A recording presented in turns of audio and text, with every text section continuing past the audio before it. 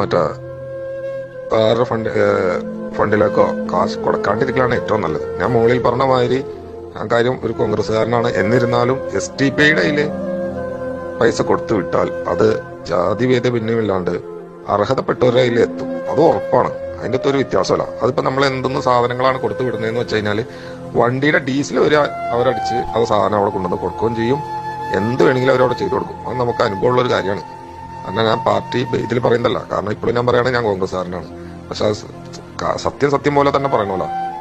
അതുകൊണ്ടാണ് ഞാൻ പറഞ്ഞത് STPI എന്ന് പറയുന്ന ഒരു സംഘടനയുടെ കയ്യിൽ കാശ് കൊടുത്തു വിട്ടാലും അല്ലെങ്കിൽ ഭക്ഷണ സാധനങ്ങൾ എന്തെങ്കിലും കൊടുത്തു വിട്ടാലും അത് അർഹതപ്പെട്ട ആൾക്കാരുടെ കയ്യിൽ എത്തിയിരിക്കും.